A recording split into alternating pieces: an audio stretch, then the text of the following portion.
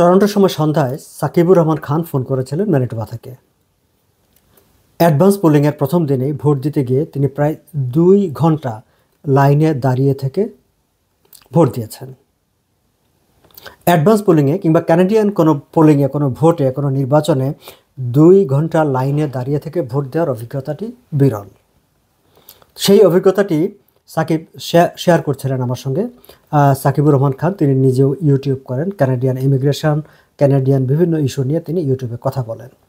দর্শক, আজ 18 এপ্রিল থেকে আগামী 28শে এপ্রিল যে ফেডারেল নির্বাচন অনুষ্ঠিত হতে যাচ্ছে, 28শে এপ্রিল সরাসরি ভোট কেন্দ্রে ভোট হবে।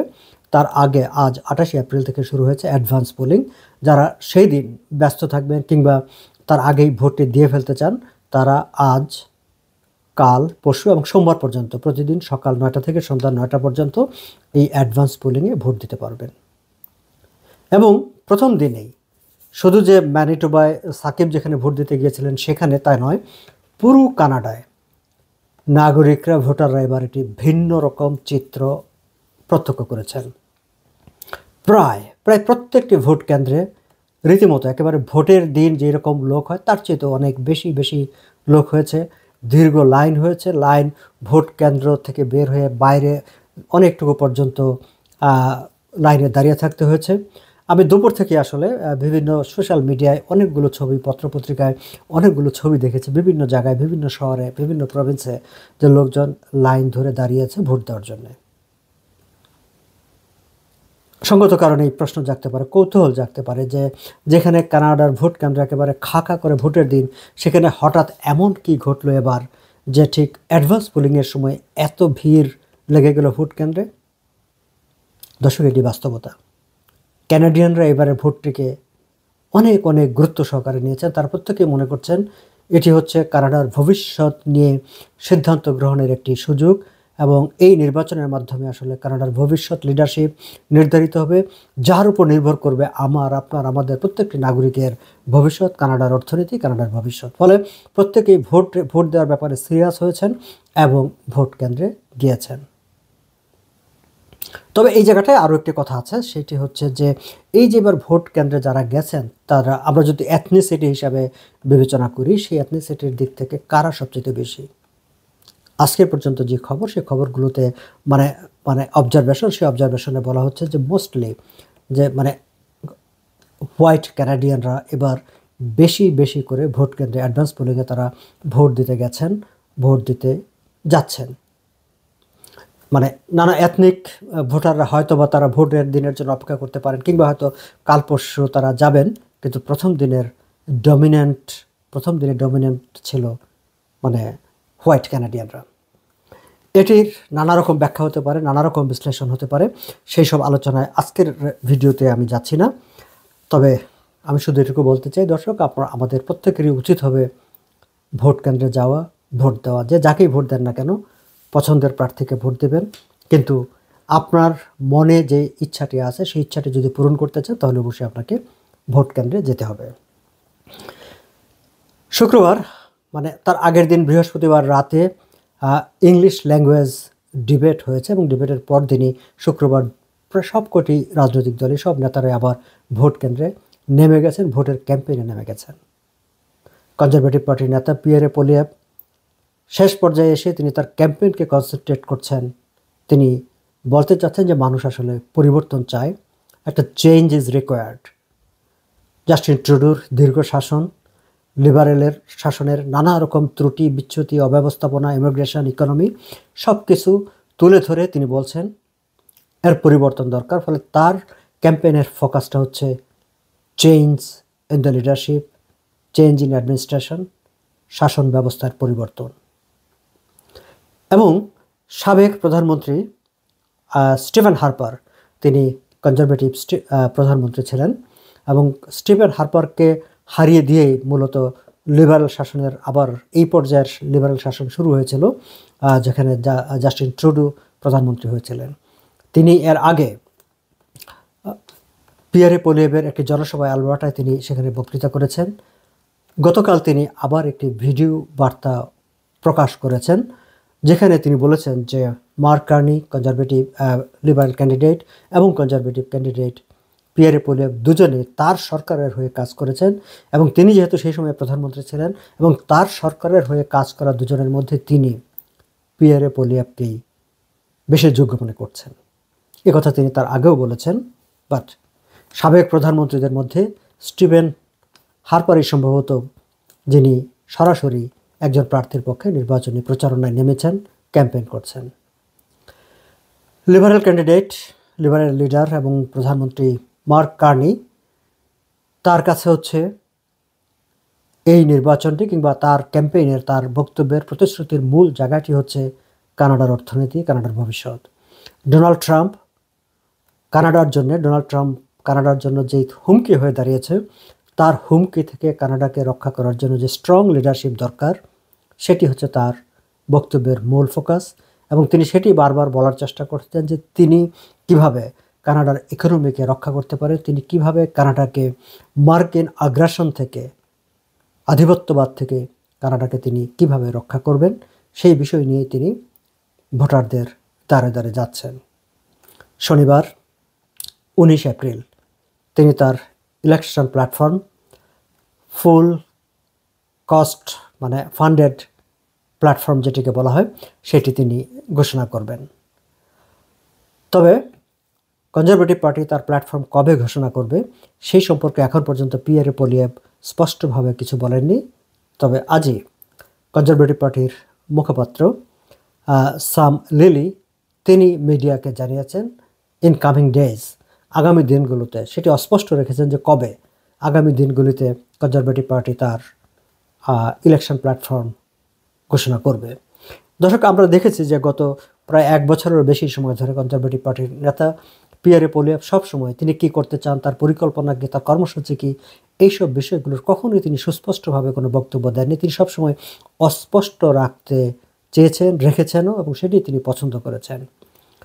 নির্বাচনের আর মাত্র কয়েকদিন বাকি, এই সময় এসেও তিনি তাদের ইলেকশন প্ল্যাটফর্মটা কখন ফর্মালি অ্যানাউন্স হবে, সেটা ফুল ফান্ডেড ইলেকশন প্ল্যাটফর্ম হবে কি না, সেই বিষয়গুলো এখনও আমাদের কাছে পরিষ্কার না। তার পার্টির মুখপাত্র বলছেন যে ইনকামিং ডেজ, আগামী দিনগুলোতে তিনি তার দলের প্ল্যাটফর্ম ঘোষণা করা হবে। গত বৃহস্পতিবার এবং শুক্রবার আপনারা খেয়াল করে থাকবেন যে ফ্রেঞ্চ অ্যান্ড ইংলিশ ল্যাঙ্গুয়েজে 2টি ডিবেট হয়ে গেছে, এবং এই ডিবেটের পর মানে জনমত জরিপে জনসমর্থন কি আসলে তেমন কোনো পরিবর্তন হয়েছে? সাধারণত নর্থ আমেরিকান নির্বাচনে প্রায় সবাই তাকিয়ে থাকে ডিবেটের দিকে, যে ডিবেটে কে কেমন পারফর্ম করলেন, ডিবেটে কে কী বললেন, বা বিরোধীদের জবাবে কে কীভাবে উত্তরগুলো দিলেন, সেই সব বিষয় দেখে শুনেও অনেকেই কাকে ভোট দেবেন সেই ব্যাপারে সিদ্ধান্ত নেন। কিন্তু এবার ফ্রেঞ্চ অ্যান্ড ইংলিশ পরপর দুদিনের 4 ঘন্টার ডিবেটে প্রধান 3 জন নেতাই তাদের নীতি আদর্শ ব্যাখ্যা বিশ্লেষণ করেছেন, বিরোধীদের জবাব দিয়েছেন, বিতর্কে নিজেদের পারফরমেন্স শো করেছেন, কিন্তু তারপরে জনমতে তার কোনো প্রতিফলন ঘটেছে বলে বিশ্লেষকরা খুঁজে পাচ্ছেন না। ফলে এটি অনেকে একবার বিস্মিত করেছে। এই প্রশ্নটি সামনে চলে এসেছে যে তাহলে কি এই যে ডিবেট, সেই ডিবেটটি কি ভোটারদের মনে তেমন কোনো ইম্প্যাক্ট রাখছে না? এটি নিয়ে বিশ্লেষকরা বিভিন্ন রকম মতামত দিয়েছেন। কেউ কেউ মনে করছেন যে আসলে এখন অনেকেই আর মানে ডিবেটে কে কী বলতে চাচ্ছেন, কে কী কীভাবে পারফর্ম করবেন, সেটিকে তারা খুব বেশি গুরুত্ব দিচ্ছেন না, বা ভোটারদের অনেকেই এত বেশি পলিটিক্যালি ইনভলভ হয়ে গেছেন, ফলে প্রত্যেকেই তাদের মতো করে তাদের যে দলীয় দৃষ্টিকোণটি আছে সেই দৃষ্টিকোণ থেকে তারা সব কিছু দেখছেন। ফলে তারা যে দলকে বা যে প্রার্থীকে পছন্দ করছেন তাদেরটার পক্ষে থাকছেন, যাদের বিরোধিতা করছেন তার বিপক্ষে থাকছেন। ফলে এমন একটি অবস্থা দাঁড়িয়েছে যে এখন আসলে এই ডিবেটটা ঠিক সেই অর্থে ভোটারদের তেমন কোনো ইম্প্যাক্ট করছে না। এরকম একটি বিতর্ক আজ সারাদিন ধরেই ক্যানাডিয়ান মিডিয়ায় এবং যারা রাজনীতি বিশ্লেষণ করেন তাদের মধ্যে ঘটেছে। তারপরেও দর্শক, যে আমরা একটু প্রতিদিনকার মতো আজকেও জনমত জরিপের যে সর্বশেষ অবস্থা, সেই অবস্থার দিকে একটু আপনাদের নজর দিতে চাই। আমি 2টি জনমত জরিপের উল্লেখ করব। একটি হচ্ছে যে দ্য গ্লোব অ্যান্ড মেইল এবং সিটিভি, তারা একটি নানোস রিসার্চের মাধ্যমে তারা একটি জনমত জরিপ আপডেট করে থাকে প্রতিদিনই।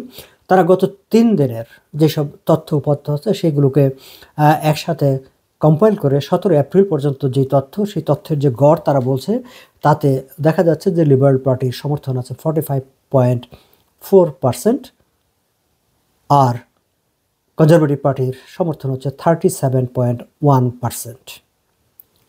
এবং তাদের যে হিসাব, সেই হিসাবে অন্টারিও প্রভিন্সে, যেখানে লিবারেল পার্টির অবস্থান খুব সুসংহত বলে বলা হয়ে থাকে, সেখানে লিবারেল পার্টির 48% এবং কনজারভেটিভ পার্টির 41%। এই যে ডিবেটে তেমন কোনো ইম্প্যাক্ট করে না বলা হলেও নানুসের রিসার্চে কিন্তু বলা হচ্ছে যে ফ্রেঞ্চ ল্যাঙ্গুয়েজ যে ডিবেটটা হলো বৃহস্পতিবার সন্ধ্যায়, তারপর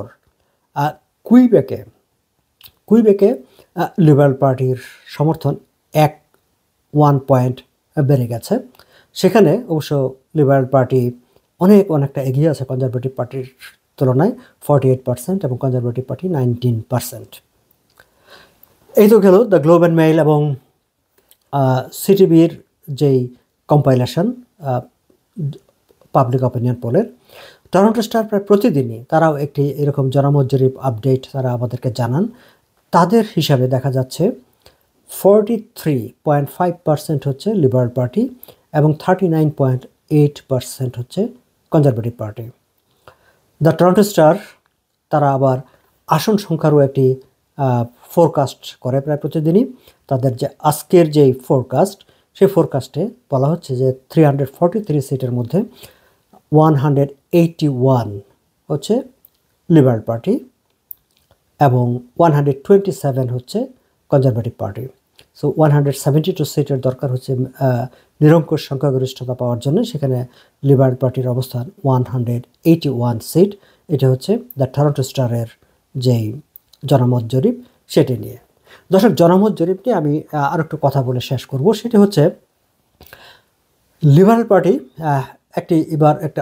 একটি ভিন্ন একটি ন্যারেটিভ দাঁড় করানোর চেষ্টা করছে। ইতিমধ্যে মিসিসাগা, ব্রাম্পটন এলাকায় তারা এটি নিয়ে এক ধরনের সমাবেশ বক্তব্য করেছে যে আমরা আসলে ঠিক এই পাবলিক অপিনিয়নকে গুরুত্ব দিচ্ছি না, আমরা গুরুত্ব দিচ্ছি রিয়েল মাঠে কি ঘটছে সেটা। ফলে মাঠের অবস্থা আর মাঠে কনজারভেটিভ পার্টির অবস্থা অনেক সুসংহত, যেটি জনমত জরিপে তার প্রতিফলন ঘটছে না।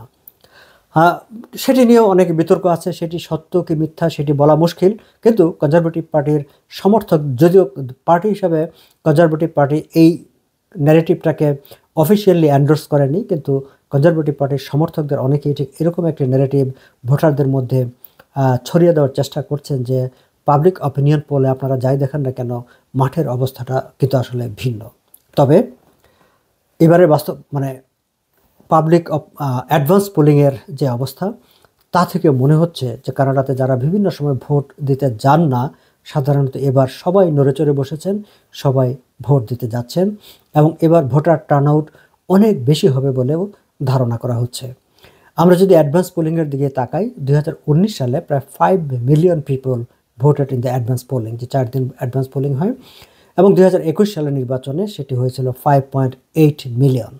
কিন্তু এইবার যেভাবে প্রথম দিনেই ভোট কেন্দ্রগুলো উপচে পড়ছে, লম্বা লাইন হচ্ছে এবং এমন সব মানুষরা ভোট দিতে যাচ্ছে যারা সচরাচর ভোট নিয়ে খুব বেশি বদার করেন না, ফলে ধারণা করা হচ্ছে যে এবার শুধু অ্যাডভান্স পোলিংয়েই যে অনেক বেশি ভোটার উপস্থিতি পাওয়া বা ভোট কাস্টিং হবে তাই নয়, 28 এপ্রিলের যে মূল নির্বাচন, সেই সময়ও অনেক বেশি ভোট কাস্টিং হবে, ভোট গৃহীত হবে বলে অনেক বিশ্লেষকরাই মনে করছেন। সো দর্শক, আমিও আপনাদেরকে বলতে চাই শেষ করবার আগে, যারা ভোটার তারা ভোট দিতে যাবেন, আপনাদের পরিবারের সদস্যদেরকে ভোট দিতে উৎসাহিত করবেন, বন্ধুদেরও ভোট দিতে উৎসাহিত করবেন। মনে রাখবেন, এটি কানাডার জন্য অত্যন্ত গুরুত্বপূর্ণ ক্রুশিয়াল একটা টাইম, ক্রুশিয়াল একটা ডিসিশন ডে। 28 এপ্রিল আপনার ভোটটি অনেক গুরুত্বপূর্ণ। সো ভোট দিতে যাবেন। ভালো থাকবেন সবাই।